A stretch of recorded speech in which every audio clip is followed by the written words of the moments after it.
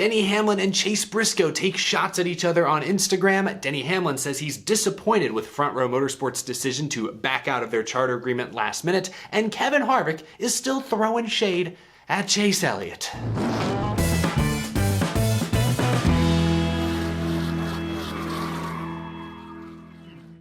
How's it going, y'all? My name is Eric. Welcome to Out of the Groove. I hope your week is off to a great start. Sunday at Texas Motor Speedway was more eventful than typical Texas Motor Speedway races have been recently. We, of course, reacted to everything that happened on the track Sunday afternoon, but we haven't yet reacted to some of the quotes, some of the sound bites drivers dropped this weekend. That's what we're gonna do here today, because boy, oh boy, Denny Hamlin is not happy. Neither is Kyle Busch. Kevin Harvick is still grumpy, of course. We've got a lot to react to here today. Let's begin with charters. Remember a few weeks ago, Denny Hamlin told the media that he had secured a second charter for 23XI Racing next year, a charter for the 45 team that will be driven by Kurt Busch. And then last week, it was reported by Bob Pockrass that whatever charter deal Denny Hamlin had in place and 23XI had in place had collapsed. It was reported that Front Row Motorsports was in fact the team Denny Hamlin and 23XI were talking to about securing at least one of their charters. Front Row Motorsports apparently backed out of the deal last minute last week. And so this past weekend at Texas Motor Speedway, Denny Hamlin expressed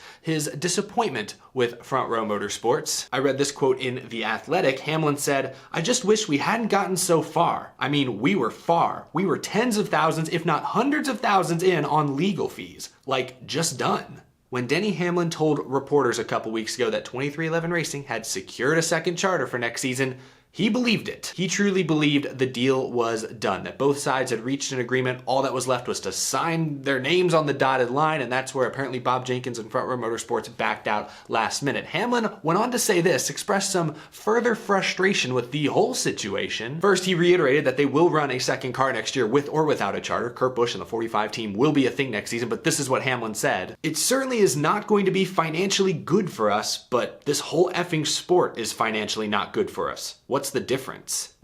Get used to seeing this kind of Denny Hamlin. Businessman Hamlin is about to be a thing for perhaps the next several decades. So Denny Hamlin's frustrated. I mean, what to make of that last quote? Obviously, if you secure a charter, there's more guaranteed money, purse money next season. There's a guaranteed starting spot in every single race, which I don't think Kurt Busch is really gonna have to worry about outside the Daytona 500, but there's other perks as well. Charter teams get next-gen car pieces first from, the single source suppliers. If you're going to field a full-time car in the NASCAR Cup Series, it makes more financial sense to do so with the security a charter provides. But we know charters these days are selling for millions of dollars a piece. Again, there are rumors that Colleague spent roughly $10 million a piece when they bought Spire's charters a few months back. That number never got confirmed, but we know it was in the millions for sure. So it's a steep upfront cost that Denny Hamlin may be referring to there when he talks about financially the situation's not good, even if they could get a charter, because they'd still have to spend millions of dollars, and that's real money. So on one hand, I can understand the frustration that Denny Hamlin must be feeling right now, but on the other hand, what did Denny Hamlin expect? I mean, he got into team ownership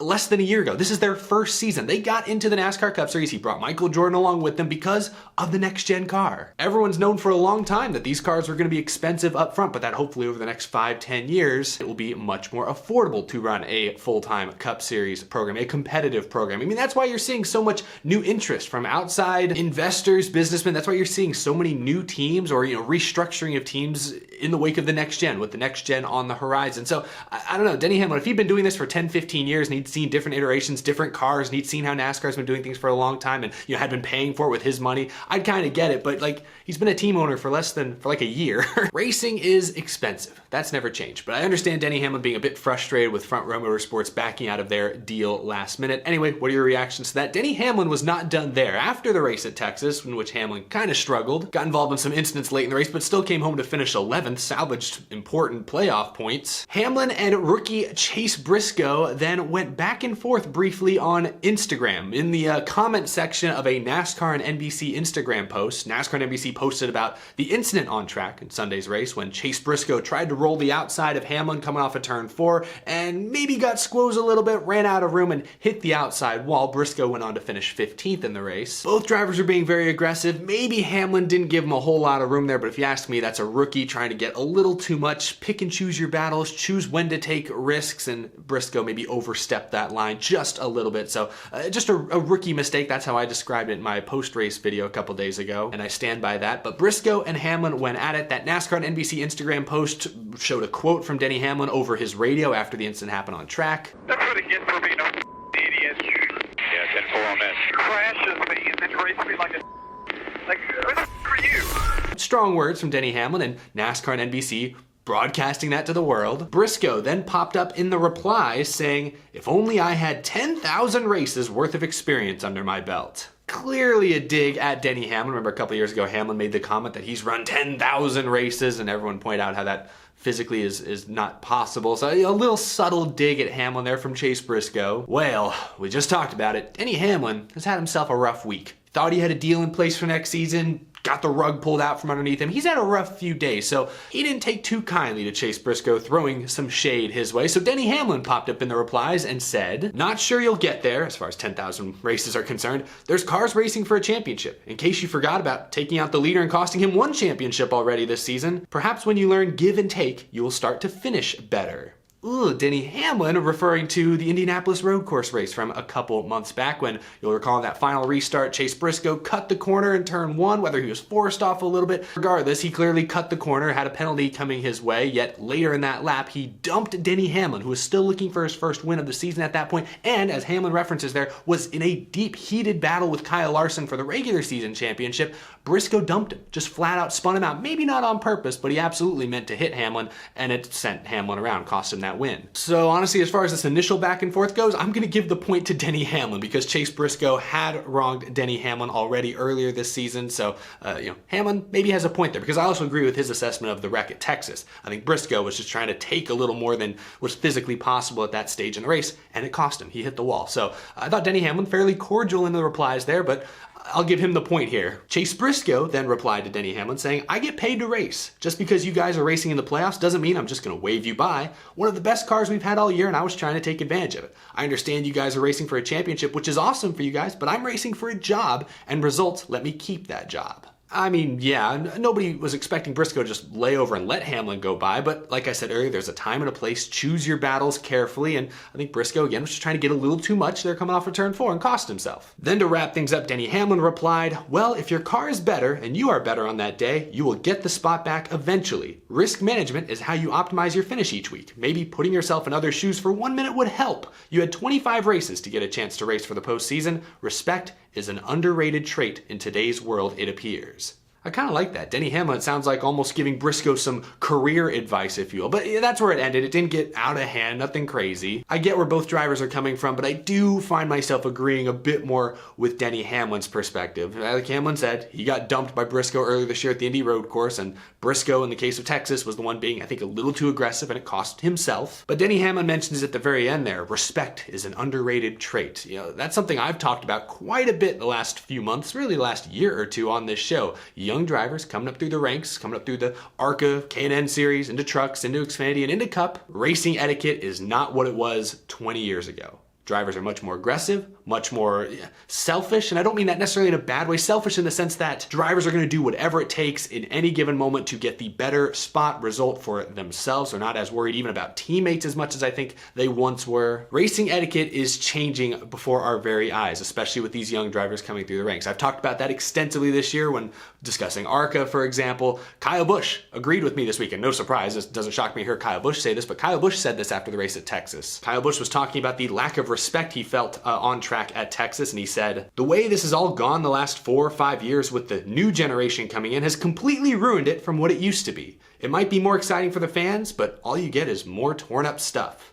I understand in the era of stage racing, when there's points on the line, 80 laps into a race, 160 laps into the race, there's things to fight for earlier in the event itself. With the playoffs the way they are and playoff points carrying over through the rounds, running position, track position have become more important perhaps now than they were 20, 30 years ago. So to an extent, I understand where the younger generation of drivers are coming from. They've got to be aggressive because that's where the points are. You don't get points if you don't be aggressive, at least cautiously aggressive, let's say. But like anything, there's a fine line, and oftentimes these young drivers seem to cross that line these days. That's what Kyle Busch seems to be referring to. That's what Denny Hamlin is referring to as in regards to Chase Briscoe a couple times this year. So I agree with Hamlin and Kyle Busch in this case. I've made the same observation. I think many of you have noticed some of the same things. I mean, it gives us something to talk about. We love seeing drivers make mistakes, run into each other, tempers, rivalries, drama, controversy. Like, we love that stuff. It's fun to talk about as fans watching the sport on a weekly basis. But when it comes to the actual racing product, sometimes these careless mistakes get in the way of actual good, hard, fair, competitive racing. So I agree with Hamlin and Kyle Busch by extension, I guess, there. But what'd you make of Briscoe versus Hamlin in the Instagram comments? Don't usually see drama in the Instagram comment section. That's kind of a new one for me. Anyway, last thing, speaking of drama, hopefully this is the last time we talk about this. It has been fun. It's been fun, but I don't want to milk drama for the sake of milking drama. But Kevin Harvick and Chase Elliott were asked once again this weekend about their recent spat that began, of course, at Bristol in the round of 16 and perhaps finished a couple weeks ago at the Charlotte Roval in the round of 12. This past week, NASCAR sat the two drivers down and had what sounds like was a very short meeting. I've heard reports that there are anything from 6 to 10 people from NASCAR in on the meeting with Harvick and Elliott, and basically NASCAR told the two that if they continue to hash it out overly aggressively on the racetrack, that there could be some repercussions coming their way regarding 2022. So basically NASCAR said, cut it out, which I don't really like. I think it was mostly over. I mean, Kevin Harvick made a fool of himself at the Charlotte Roval. At least that was my observation. And I think it pretty much ended there. I mean, Harvick can't like the fact that Chase Elliott's selling those, Merry Christmas t-shirts on his store.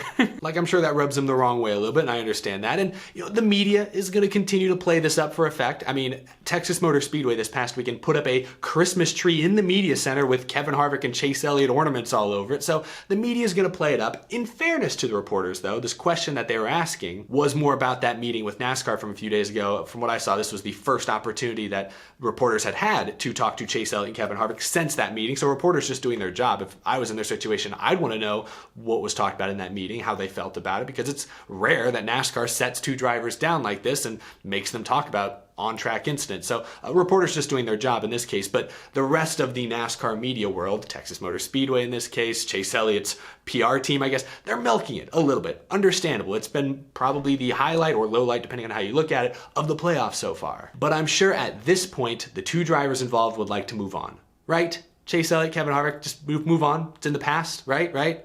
Chase Elliott, once again, sounds like he's ready to move on, but Kevin Harvick's response to the question about their meeting with NASCAR, Kevin Harvick has still not moved on. Here's what Kevin Harvick said. I'm still baffled that he's worried about me. I had no chance to win a championship. Looks like he should figure out how to take the same car and run as fast as the 5. What is he doing? Why is he still taking shots at Chase Elliott? Now, of course, that quote came after the race at Texas when Kyle Larson had dominated and won, and Chase Elliott kind of struggled. He had tire issues throughout the day, but, still, what is Kevin Harvick? Why?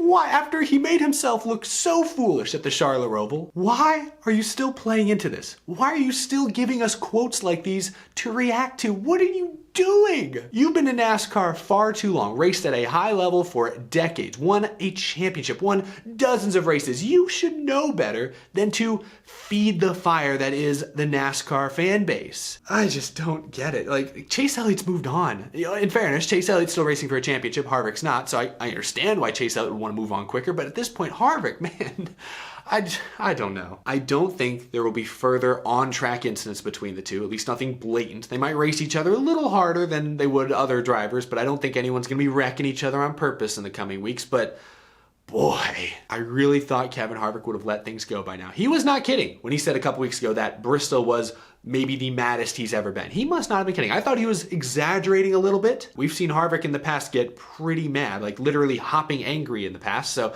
I thought he was exaggerating a bit, but maybe not.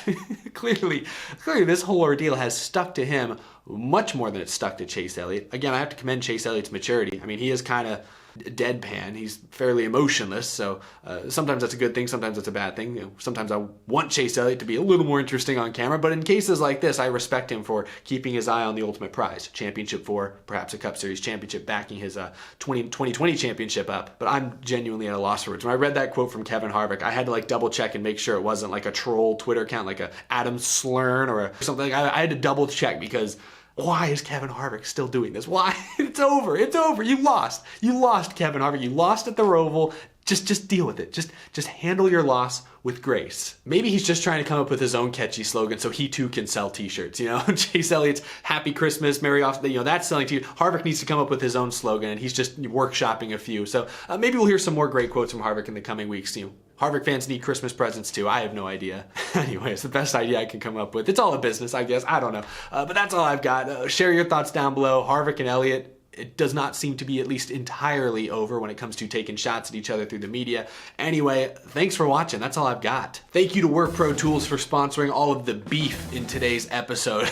Goodness, so many angry drivers, but that's all I've got. Be sure to subscribe if you're new to the channel. We talk NASCAR day in, day out. News, reactions, previews, and much, much more. Thank you so much to my amazing Patreon supporters as well. I couldn't do this show without your continued support every single month. Got some pretty cool Halloween themed stuff in the works. You've probably seen some of my posts about it. We'll have more information regarding the Groovy Hollow 200, a special iRacing event that we're putting on next week. We'll have more information on that very, very soon. But in the meantime, thank you for watching. Be sure to subscribe if you're new to the channel, and I'll see you in the next episode.